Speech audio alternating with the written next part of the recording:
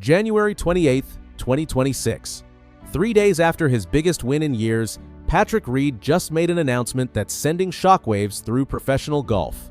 Does that suggest that you still have some negotiation to do, or are you out of contract now? Yeah, well, we're still finalizing the contract. We're not complete on that yet. So. For this year or for future years? For this year. Right. So you're a free agent? At the moment, yes, sir. Brooks Koepka already walked away. Now another major champion is following him out the door. LIV Golf is losing stars, and nobody saw this coming. Patrick Reed never does anything quietly. When he joined LIV Golf in June 2022, he didn't just leave the PGA Tour. He was one of the original plaintiffs in the antitrust lawsuit against the PGA Tour, publicly accusing the organization of anti-competitive behavior.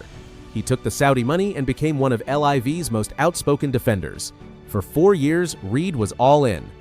He won at LIV Dallas in 2025, played alongside Dustin Johnson on the Four Aces team, and seemed committed. Reed has always been polarizing. The 2018 Masters champion is known for both elite shot-making and controversial moments, rules incidents, slow play, family drama. But through it all, he's been one of golf's fiercest competitors and most clutch performers. That competitive fire is what makes his LIV departure so significant. Then came Sunday, January 25th, 2026, the Dubai Desert Classic. Reed won his 9th career victory, rose to 29th in the world, and should have been celebrating. Instead, he was planning his exit.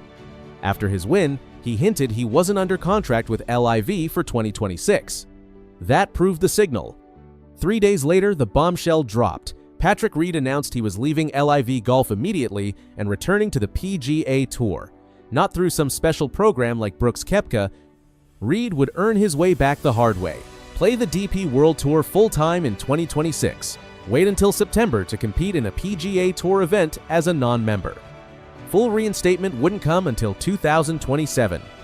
I'm a traditionalist at heart, and I was born to play on the PGA Tour, which is where my story began with my wife Justine, Reed wrote. The irony was thick.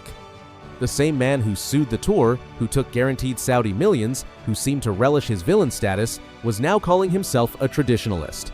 But maybe that's exactly the point. Maybe after 4 years away, Reed realized what he was missing.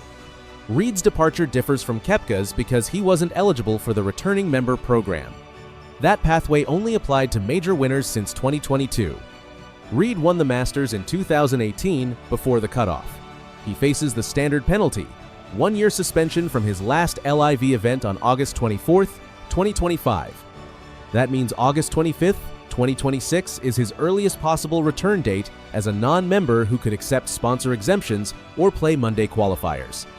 Full membership reinstatement comes January 1st, 2027. Because Reed resigned before violating tour regulations, he avoids additional discipline. No $5 million charity payment like Koepka. But he still loses tour equity through 2030, same as Koepka. That's potentially $50 to $85 million in lost value. And unlike Koepka, Reed won't have access to signature events in 2026. He'll have to grind his way back through Monday qualifiers and sponsor exemptions, hoping to catch lightning in a bottle during the FedEx Cup fall season. Reed's path runs through Europe. As an honorary lifetime member of the DP World Tour, he'll play there full-time in 2026. Finish in the top 10 of the Race to Dubai among non-PGA Tour members, and he earns a full PGA Tour card for 2027. He's currently second in those standings after Dubai. That's a realistic path. Reed has always traveled well, played globally, and competed in DPWT events even while on LIV. He knows the courses, he has the game. The first PGA Tour event Reed could theoretically play, the Biltmore Championship in Asheville, North Carolina, September 17th through 20th, 2026. That's assuming he gets a sponsor exemption, and assuming he wants to grind on the range while other stars are preparing for the Tour Championship. It's humbling, but it's also the price of coming back. LIV Golf's response was revealing, "We were not able to come to terms with Patrick on a potential contract extension." Translation, Reed's contract expired, negotiations failed, and he walked. Unlike Koepka, who left with time remaining, Reed simply didn't renew. Reports suggest Reed wanted flexibility to play more DP World Tour events and possibly return to the PGA Tour. LIV wanted commitment. Neither side budged. The timing stings. Reed's announcement came 1 week before LIV's 2026 season opener in Riyadh. Instead of building momentum for year 5, the league is hemorrhaging stars.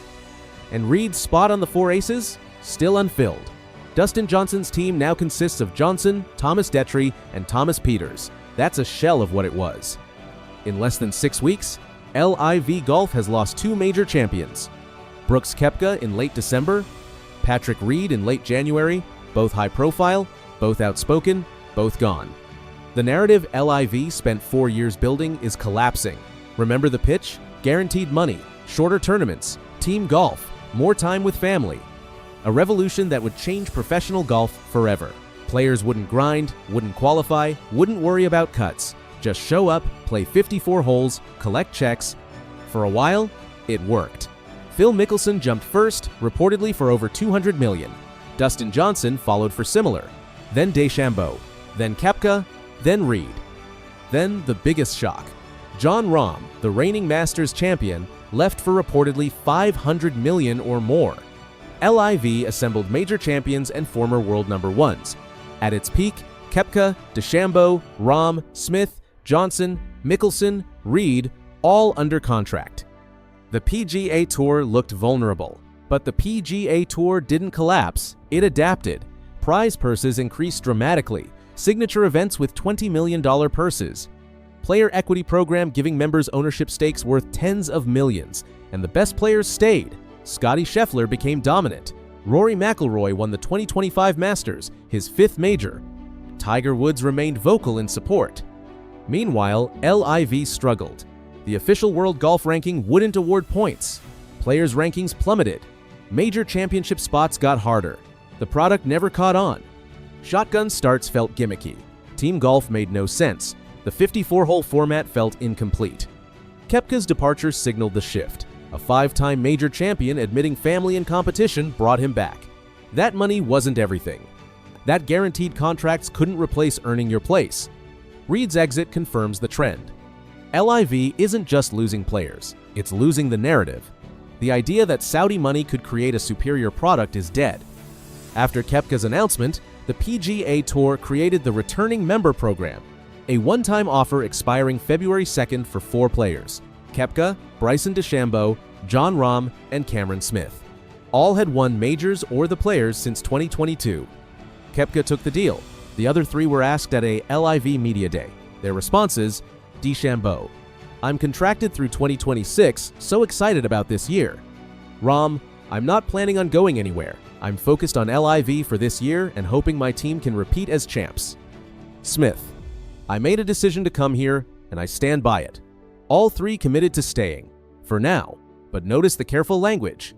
DeChambeau only committed through 2026. Rahm said for this year, not forever. Smith focused on 2026. The February 2nd deadline approaches. All 3 say they won't take it. But what about 2027? What about when contracts expire? LIV is bleeding talent. In the past month, lost Koepka and Reed, gained Thomas Detry, Elvis Smiley, Byung-Hun An. That's not a fair trade. 3 other former LIV players already reinstated PGA Tour memberships: Pat Perez and Hudson Swafford, eligible in January 2027. Kevin Na faces disciplinary complications. Pressure is now squarely on Jon Rahm.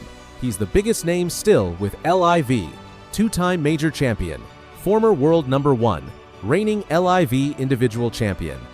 His Legion 13 won the 2025 team title. He's the face of the league. But Rahm is also a student of golf history. He knows what legacy means. He knows his reputation is tied to where he competes. And he knows every week on LIV is a week not competing against Scottie Scheffler, Rory McIlroy, and the world's best.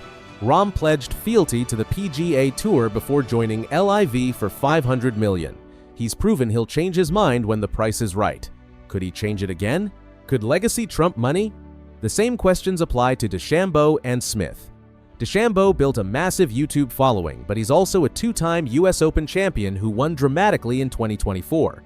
Does he want his prime years wasted on a league nobody watches? Smith cited family time in Australia, but he's struggled, missing 5 straight major cuts. His game has declined. At 32, Does he want to resurrect his career or coast on guaranteed money? LIV Golf starts its 2026 season February 4th in Riyadh. For the first time, events will be 72 holes instead of 54, hoping to appease world rankings. But it feels like rearranging deck chairs on the Titanic. Patrick Reed's departure isn't just about one player. It's a referendum on LIV Golf's model. If guaranteed money was enough, Reed wouldn't have left. If Team Golf worked, he'd have stayed. If LIV provided what players wanted, the exodus wouldn't be happening. 2 major champions gone in 6 weeks. More players eyeing the escape hatch.